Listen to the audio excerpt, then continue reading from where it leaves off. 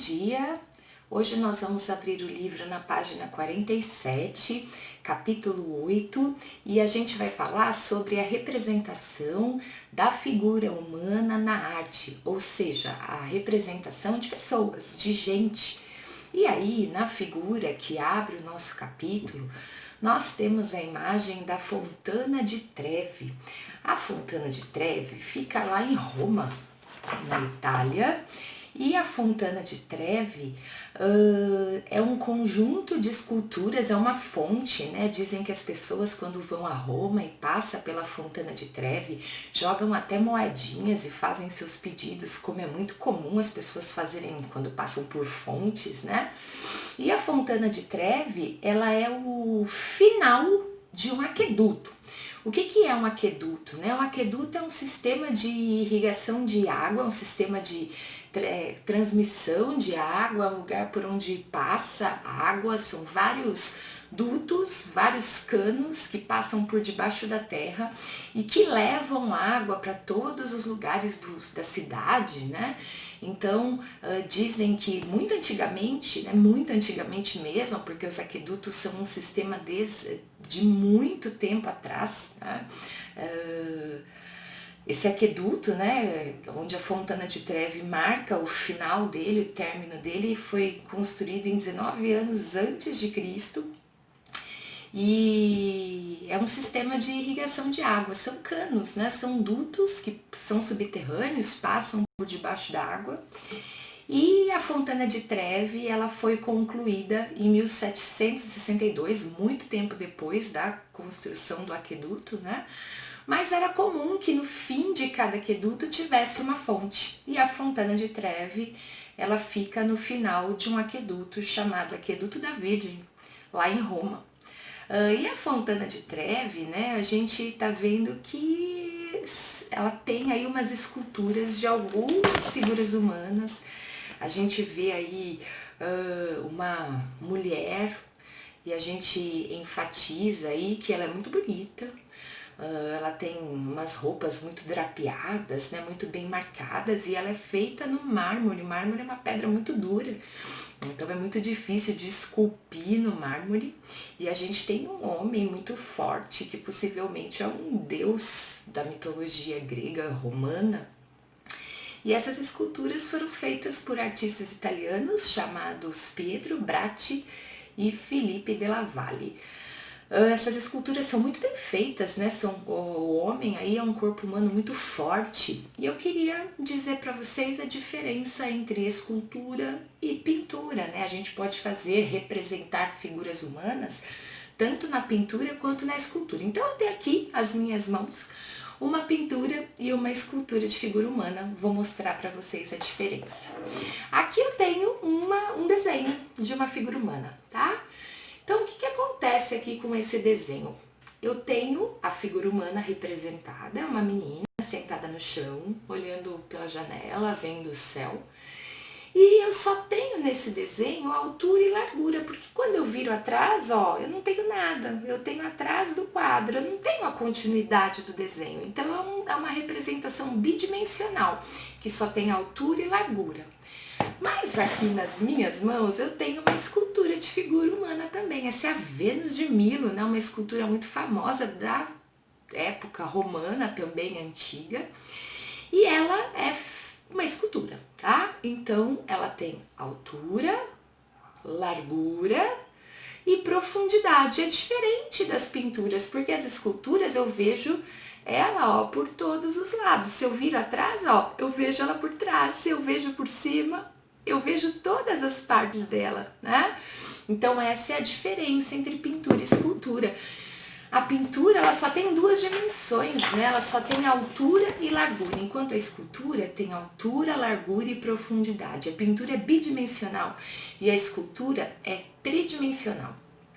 E no decorrer dos anos, né, a figura humana foi sendo representada de muitas maneiras e com diversos materiais. E na página 48 a gente percebe isso, né? A gente tem uma escultura egípcia de uma mulher e a gente vê que ela foi feita em madeira há muito tempo atrás. entre os anos de 1567 e 1320 a.C. Então isso faz milhares de anos. E essa escultura foi feita em madeira. Provavelmente é uma esposa do faraó no Egito Antigo. Ela foi feita em madeira e ela é bem bonitinha. Tem um destaque muito grande aí para o colar que ela veste aí no pescoço, a roupa, né? Mas é uma representação simples. Se a gente for comparar com a mulher, né, da escultura feita na Fontana di Trevi, lá em Roma, ela é muito mais simplificada, né? Porque a escultura que fica na Fontana di Trevi, ela é bem mais rebuscada, né? Tem bem mais detalhes. E enquanto a escultura egípcia é um pouco mais simplificada, né? Uma figura feminina um pouco mais simplificada. Do lado da escultura egípcia, a gente tem uma escultura chinesa também muito antiga. Roma fica na Europa, na Itália, o Egito fica na África e a China fica do lado oriental do nosso mundo, do nosso globo terrestre. E essa escultura também é muito antiga, foi feita entre os anos 221 e 207 a.C. Ela foi feita em pedra também. E a gente vê um homenzinho aí com formas rechonchudas, né? Ele é gordinho, formas arredondadas. E a gente vê que ele também é bastante simplificado, porque ele não tem a forma do olho, né? O olho é só a representação da forma do olho, não tem muitos detalhes. O detalhe está mais mesmo na roupa, né? Nos detalhes da roupa, nos desenhos da roupa. E por último, a gente tem uma escultura italiana feita no século IV depois de Cristo, é uma escultura de mármore, uma pedra, e a gente vê aí uma escultura muito bonita que mostra o imperador, né, romano. Nessa época tinha os imperadores romanos, eles eram quem governavam Roma, né, a Itália, e essas esculturas mostram um homem muito empoderado, porque as esculturas elas tinham a missão de mostrar a justiça, né, do quanto esse homem vinha aí na sociedade para fazer justiça. E aí a gente vai ver a representação da figura humana na pintura. A gente tem aí uma pintura muito legal de um artista chamado Giuseppe Arcimboldo. O Arcimboldo era um pintor italiano bastante antigo. O Arcimboldo, ele foi uma pessoa que estudou muito as espécies da fauna e da flora. Então ele analisava flores, analisava animais. Então ele coletou muitas espécies de flores, de folhas. Ele foi um desbravador, né? Viajou por muitos lugares até então desconhecidos. Então ele coletou muitos objetos de estudo relacionados à flora e ele acabou estudando essas espécies, né? Ele acabou admirado pelas espécies de flores, né? Da flora. E ele fazia pinturas onde ele formava a figura humana através ou de flores, ou de objetos, ou de frutos, ou de legumes. E aí a gente tem duas pinturas onde a gente percebe que o Arcimboldo forma a figura humana através de objetos. Então no Bibliotecário, né, que é a primeira obra que a gente está vendo, a gente vê uma pilha de livros que forma o rosto e o busto de um homem.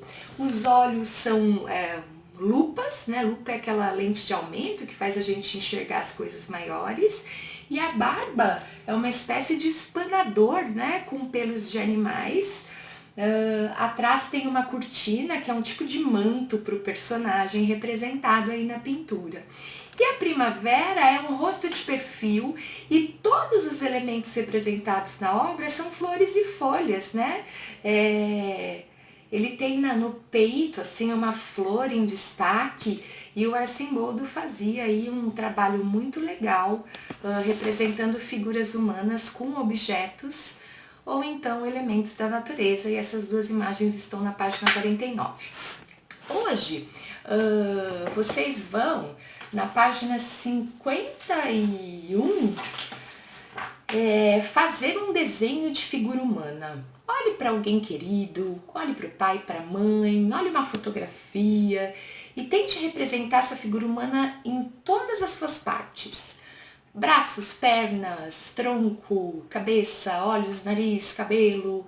Representa a figura humana em todas as suas partes. Tenta ser o mais realista possível. Tenta dar realidade para essa figura.